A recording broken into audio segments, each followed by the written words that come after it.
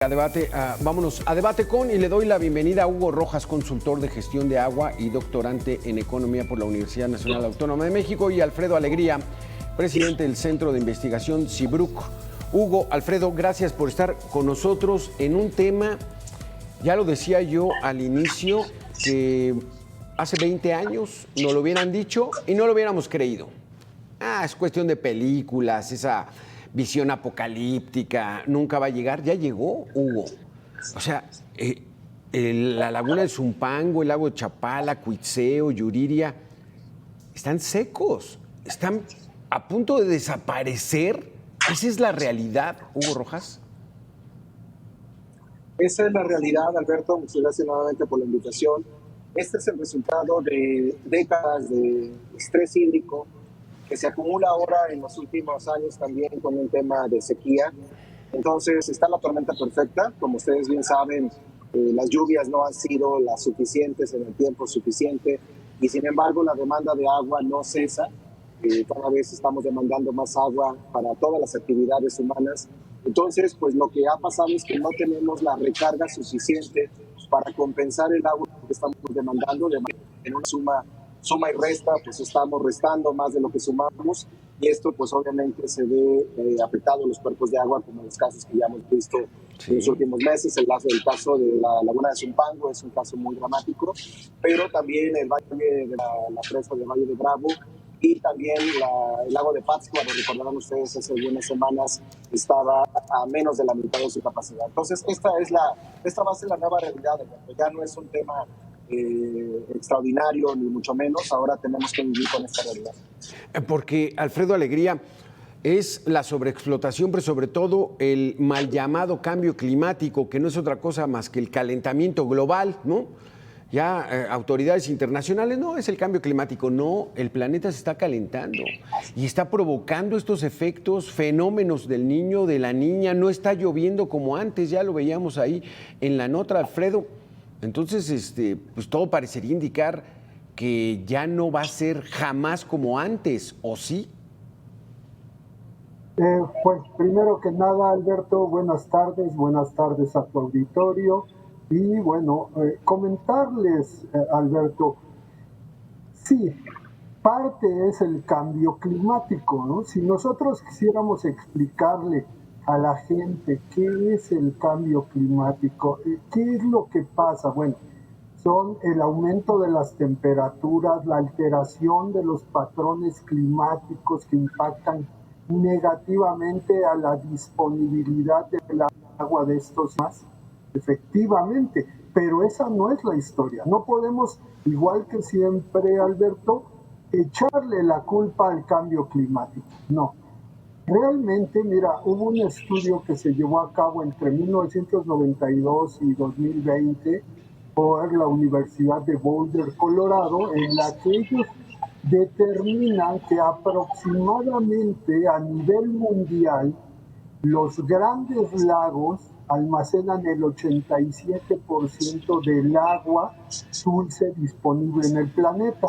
Bueno, ahora esa agua se ha reducido a 30%, es decir, aproximadamente 2.000 millones de personas en el planeta que viven cerca de una cuenca se están secando lentamente. Y parte es al cambio climático, efectivamente, pero otra gran parte es responsabilidad del consumo humano, la industria y la agricultura, ¿sí? Y que nunca se pensó en recargar estos lagos, ¿sí? Debemos de considerar también las fugas, que a veces son por erosión natural. Por estas mismas grandes sequías se forman grandes grietas y después el agua por ahí fuga, ¿sí? O por actividades humanas. Entonces, si a ti te hubieran dicho hace 5 años que no solo iba a haber huachicoleo de petróleo, sino huachicoleo de agua, te hubieras reído, hubieras dicho, eso, ¿cómo vamos? ¿No? Digo, hace un par de años, más, un poquito más, empezó a cotizarse el agua, ¿sí?, en las bolsas de valores y se le asignó un valor al agua. Estas gentes ya veían que iba a ser un problema y que el agua iba a ser sumamente valiosa. Sí. ¿Y qué pasa en México? Pues de 2010 a la fecha se ha ido afectando la disponibilidad del agua, ¿sí? Y estos cuerpos son afectados porque hay en muchos de estos lagos ahora que se han secado hay una importante sedimentación, ¿sí? Y la sedimentación, hay que acordarnos, afecta más a un lago que las mismas sequías. ¿Qué es eso? ¿Qué es eso de la sedimentación, Alfredo? Antes de que pasemos Pues con mira, Hugo Rojas. sí, cuando nosotros, las comunidades que están alrededor de los lagos, vierten sus aguas residuales a los lagos, obviamente esto trae pues hojas de pasto, de jardín, aguas residuales con heces humanas, de pájaros, de aves, y toda esta materia orgánica afecta en gran medida a todo lo que es el lago y se va sedimentando. Y el lago se va sedimentando y obviamente va perdiendo vida. Y al perder vida, pues ya no hay tantos peces, las Exacto. aves ya no están. Y es como cuando nosotros decimos, se murió el lago. Esto potencia esa muerte de estos Claro. lagos. No, pues ahí está la mano del hombre, su irracionalidad, ¿no? A todo lo que da. Hugo Rojas, vamos a hacer una pequeña pausa de 2 minutos y volvemos con este tema que está sumamente interesante, como de película de ciencia ficción, ¿eh? El agua va a ser lo más cotizado, más que los hidrocarburos. Volvemos en 2 minutos.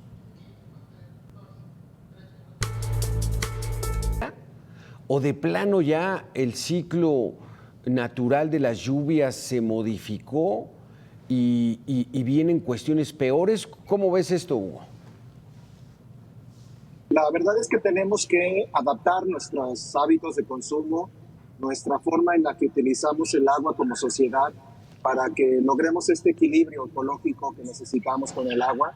La Conagua expide la cantidad de agua disponible que se supone deberíamos de utilizar para que el agua siga siendo sustentable y que estos cuerpos de agua se puedan recuperar cada año conforme se hacía en los años anteriores. Sin embargo, en lo que estamos actualmente, Alberto, es en una situación de sobreexplotación provocada pues, por esta forma pues muy injusta, muy inequitativa, muy desordenada en la que crecemos como sociedad y en donde creo que este concepto que se ha mencionado en las últimas décadas como el antropoceno, que es este periodo en el cual se supone que estamos, en el que las actividades humanas juegan un papel importante ya en el ambiente, pues estamos haciendo un doble efecto.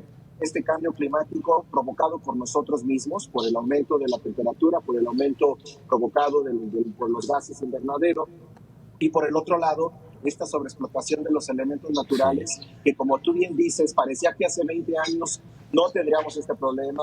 Se decía, el agua se regala, ¿no? Decía, nadie niega un vaso con agua. Las tarifas de agua eran sumamente bajas, porque parecía que nunca íbamos a llegar a este punto, y sin embargo ya llegamos. Pero bueno, como especie, como sociedad, en este caso, ¿qué estamos haciendo para poder ser resilientes y poder mantener esta cantidad de agua que vamos a necesitar para el presente y para el futuro? Entonces realmente no creo que vaya a ser igual si no modificamos lo que hemos venido haciendo en las últimas décadas. Y entre esa modificación del consumo de agua, no es tanto el del consumo de las familias, con lo que bañamos, es a la agricultura. Pero pues es que si no se atiende la agricultura no tenemos alimentos. Y si no tenemos alimentos, pues no tenemos para comer, Alfredo. Entonces, lo primero que habría que hacer, ¿qué es? Apuntar a dónde para empezar a intentar revertir esta situación. Mira, Alfredo, Alberto, efectivamente, ¿qué tenemos que hacer? Son puntos muy definidos lo que se tiene que hacer. ¿Qué tenemos que lograr? Captación de agua pluvial no para almacenarla en un lugar, no, para inyectarse hacia los mantos freáticos en todos los municipios del país, en todos, más en las grandes ciudades. Y esto son cosas sencillas de hacer, se meten tubos de 6, 8 metros, perforados la mitad, una rejilla, y cuando llueve, por causas de física, se van hacia los laterales de las banquetas el agua. Y una vez captada, que se inyecte. Decía, cierto, ¿qué hago? ¿Produzco alimentos o bebo agua? Bueno, tú dime en qué ciudad tú le cortas el agua a los habitantes y se quedan tranquilos. En ninguna. Pero esa agua, una vez utilizada, que va a estos lugares de aguas negras, no se tratan. En México no se trata el agua. En muchos países el agua se trata y se deja lista para Alfredo, Alfredo, en México, ¿por qué no se trata el agua? ¿Es cuestión de dinero? ¿Es cuestión de tecnología? ¿Hay que comprarla en el extranjero? ¿No tenemos ingenieros capaces de darle tratamiento al agua? ¿Por qué no lo hacemos en México? Porque políticamente no deja, Alberto. Tecnología hay. El doctor Alfonso Espitia de la UAM Azcapotzalco tiene unas plantas modulares a ciclo cerrado que funcionan hasta con paneles solares. Hay otras tecnologías que he visto y no son caras, pero se necesita voluntad política y hacerles entender que si tú le das esta agua a un agricultor, deja de ser agricultor de temporal, es decir, no va a ser agricultor solo cuando llueve, puede estar la mayor parte del año sembrando y produciendo alimento de una agua que viene de ser residual, pero hay la tecnología casi para volverla potable, es decir, es viable para que beban los animales, no se mueran, y que los agricultores la aprovechen. Pero eso sí, tienen que pagarla. Exacto. Aquí el asunto está eso de la voluntad política, pero Hugo Rojas, los políticos no viven en un mundo aparte. Están con los mismos problemas que todos. Pero están entretenidísimos en la reforma al Poder Judicial, votemos por los jueces y los magistrados. ¡Qué tontería, Hugo Rojas! Y que me perdonen nuestros políticos, pero merecen palabras peores, Hugo. Yo sumaría a esto que comenta Alfredo, nos falta un tema de regulación. En México tenemos 2.445 municipios que cada uno determina, por ejemplo, sus procesos en sus ciudades, cada uno determina las tarifas con las que deben de operar todos estos procesos urbanos. Nuevamente comento, por ejemplo, en el tema del tratamiento, ¿cómo podemos aspirar a tratar el agua adecuadamente cuando tenemos ciudades que cobran $1 por metro cúbico que entregan en nuestras casas, por ejemplo? Y tú no dices que no haya un esquema de subsidios para la gente que no tenga para pagarlo, pero ¿cómo te explicas que para zonas residenciales podamos estar cobrando 1 o 2 pesos por cada metro cúbico y que, por supuesto, pues esto no va a alcanzar nunca para que tratemos el agua adecuadamente? Es un tema que parece que todos cerramos los ojos, parece que es un tema en el cual pues, nosotros desechamos estas aguas a los cuerpos de agua y pues no pasa nada, y creemos que la naturaleza es capaz de rehabilitar esta agua, y tampoco es así. La naturaleza tiene límites de contaminación en los cuales por la misma ciclo natural del agua se pueden rehabilitar, pero esos ciclos hace mucho los sobrepasamos. Y por otro lado, pues obviamente también tenemos un problema con la infiltración que comentaba mi compañero, en el caso de que, por ejemplo, pues, por supuesto que debería de infiltrarse esa agua, pero actualmente la norma de Conagua hace muy difícil que podamos infiltrar el agua. Prácticamente te pide que la tengas apta para consumo humano para infiltrarla. Entonces los organismos operadores dirían, pues ¿para qué voy a infiltrar el agua que casi ya tengo lista para tomar? Pues entonces tendría que estar lista para otros reusos. Entonces hay un cuello de botella entre lo normativo, lo presupuestal y lo regulatorio, Alberto, que hace esta situación cada vez más complicada. Híjole, pues se ve difícil el panorama, y para que lo entiendan los políticos, se ve todavía mucho más difícil. Hugo Rojas, Alfredo Alegría, vamos a hacer una pequeña pausa, la segunda y última, y volvemos con este tema a ver si alguien lo escucha de esos que toman decisiones. Gracias. Alfredo Alegría. Alfredo, entonces, Hugo habla de gestión del agua, regulación, establecer costos. En términos prácticos, ¿dónde deberíamos tener los medios de comunicación, especialistas como ustedes, la atención en los que toman las decisiones, Alfredo? O sea, que empiece a entrar una iniciativa, que se trabaje en alguna comisión, tanto en el Senado como en diputados. ¿Dónde deberíamos estar nosotros observando para que hagan algo estos que nada más se pasan en la pura politiquería, Alfredo? Sí, mira, Alberto, lo principal es educarlos, ¿sí? Hay que capacitarnos. Digo, ahorita hay capacitación, si quieres ser plomero te capacitan, todo, pero no hay capacitación para ser administrador público, de presidente municipal. Todo el mundo actualmente ahora está volteando hacia lo local. En el mundo, si tú ves, ya no se hacen grandes complejos de tratamiento de agua, porque eso ha fracasado. Ahora se está volteando a hacerlo local. Pequeñas plantas de tratamiento que traten el agua de cada municipio, y la suma de todo esto nos va a dar un mejor aprovechamiento del agua. Entonces, lo primero es capacitarnos, pero nadie quiere capacitar.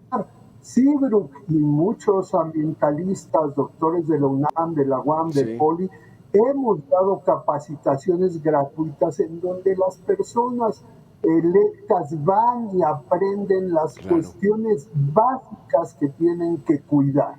Lamentablemente a estos cursos van 60, 50 personas, ves auditorios a un tercio.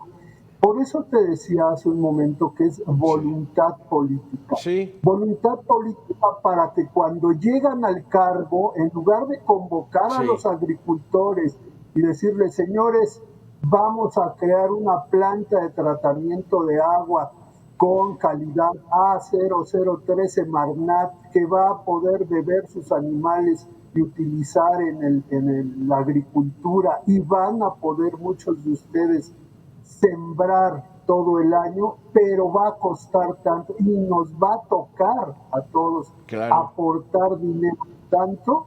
No lo hacen, solo patean el bote hacia adelante.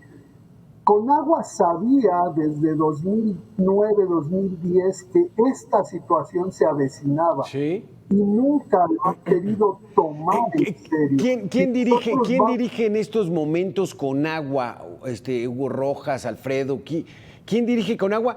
¿Y quién sería un buen candidato, un experto, un especialista en el trato del agua para la próxima administración? A lo mejor aquí le damos algunas opciones a la doctora Sheinbaum. Hugo. Bueno, tenemos actualmente a cargo de Conagua al ingeniero Germán Martínez. El ingeniero Germán Martínez estuvo a cargo del sistema de agua de la Ciudad de México durante el periodo 2000-2006. Sin duda es un ingeniero con mucha capacidad. Sin embargo, el problema es institucional, Alberto. La Conagua se ha debilitado mucho. A la Conagua le han recortado presupuesto, ha recortado personal, prescindió de personas que eran técnicas, que tenían muchos años trabajando en Conagua, y que si bien siempre sabes que puede haber un relevo generacional y lo demás, no tiene que ser para debilitar, tiene que ser para fortalecer. Te pongo un ejemplo. Desde principios del siglo, de este siglo, se contaban con algunos planes contra la sequía. Había un programa que se llama COSE. Era precisamente qué acciones hacer cuando teníamos un año atípico seco. Y sin embargo, estos planes dejaron de actualizarse, estos planes dejaron de llevarse a cabo, dejaron de realizarse para otras zonas. Las zonas que hoy tenemos en sequía son mucho más que las que teníamos a principios de siglo. Entonces, estamos en una situación en donde la institución máxima tiene muchos problemas institucionales y de fortaleza presupuestal, incluso y técnica, para poder llevar a cabo una administración, una gestión adecuada del agua, Alberto. Entonces, hay mucho por hacer. La verdad es que si de veras queremos resolver las cosas, tenemos que sentarnos, así como se está planteando el tema de la reforma judicial, en una gran mesa y un gran acuerdo por el agua, porque esta situación nos puede traer muchos conflictos sociales, económicos, culturales y de todo tipo. No, pues es que ahora sí que, como dice el lugar común, es el vital líquido, es para vivir, Alfredo, pero entonces necesitamos a alguien especialista, pero también que sea un tiburón en los negocios y que convenza a los diputados y a los senadores de que suelten el presupuesto para este tema del agua.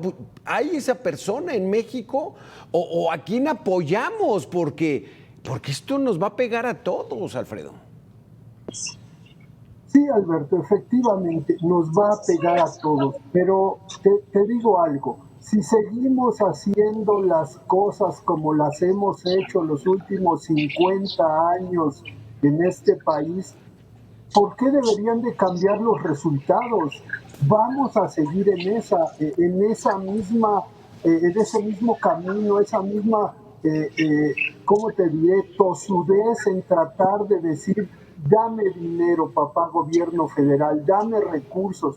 Si no hay recursos, si ya vimos que no van a dar recursos porque los recursos se están yendo a otro lado, sí, sería muy cálido pensar que ahora los van a dar. Entonces hay que empezar a improvisar como tantas veces vas a los cursos y ¿qué te dicen en los cursos de motivación y de gestión? Salte de la caja. Salte de la caja. Pero ¿se puede, Alfredo? O sea, ¿se puede ¿sí? que sin la necesidad del gobierno, los alcaldes, que son los primeros que tienen el contacto, puedan hacer algo? Alberto, tengo dos proyectos que estamos manejando en este momento. No te puedo decir quiénes, no estoy autorizado, pero en cuanto se den, yo te aviso. 2 presidentes municipales jóvenes que traen muchas ganas de trabajar, todavía no toman posesión y están convocando a sus freseros, a sus agricultores, para que ellos paguen la mayor parte de estas plantas de tratamiento que te digo de alta generación. Pero ¿y la responsabilidad del presupuesto federal? O sea, no es posible que hayamos tirado 500,000 millones de pesos en un tren disque turístico, disque va a desarrollar el sureste, que no hace nada y que cada vez va más vacío, Hugo Rojas, pero, pues, o sea, quitarle la responsabilidad a esos que deben poner el dinero, y no es su dinero propio, es el dinero de todos, Hugo. No podemos excluir a nadie de la responsabilidad, somos todos, Alberto. El hecho de que el modelo actual de gestión involucre que la Conagua es la que administra el agua del país, pues creo que le da cierta cantidad de responsabilidad en lo que ocurre. En otro lado, por supuesto, tenemos los organismos operadores para el uso público urbano y a todo el sector agrícola para el consumo hidroagrícola y demás. Tenemos un grave problema en México, Mr. Alberto, que nos cuesta mucho hacer planes a largo plazo y seguirlos. Queremos reinventar las cosas cada 3 años, cada 6 años. Y el tema de la gestión del agua no es algo que puedas estar reinventando cada 3, cada 6 años. Al menos en esto tan importante, sí deberíamos de ponernos de acuerdo y ya saber qué tenemos que ir haciendo en las próximas décadas. Porque los resultados para este tipo de cuestiones no son inmediatos. Se comenzarán a ver en el corto, tal vez otros en el mediano y algunos los más importantes en el largo plazo, si hacemos las cosas bien. Pero si no hacemos las cosas y seguimos siendo omisos, pues los costos los vamos a subir también en todos los plazos posibles. Y es que aquí hay una situación, o sea, cada 6 años se enciende una nueva esperanza entre toda la población. No, con este es el bueno. No, la doctora es científica, estuvo en la Facultad de Ciencias de la UNAM. No, ya la hicimos. Hijo, qué tristeza, qué tristeza que estemos en medio de esto, pero pues ahora sí que te compramos esa idea, Alfredo. Si no se puede con ellos, pues por fuera, y tenemos que hacer el esfuerzo todos, como siempre lo hemos hecho los mexicanos, a pesar de los gobernantes que tenemos. Hugo Rojas, muchísimas gracias. Alfredo Alegría, muchísimas gracias por haber estado aquí en Mega Noticias. Sumamente interesante sus conceptos. Aquí vamos a hacer una pequeña pausa de 2 minutos y regresamos con más información. Gracias, Hugo. Gracias, Alfredo.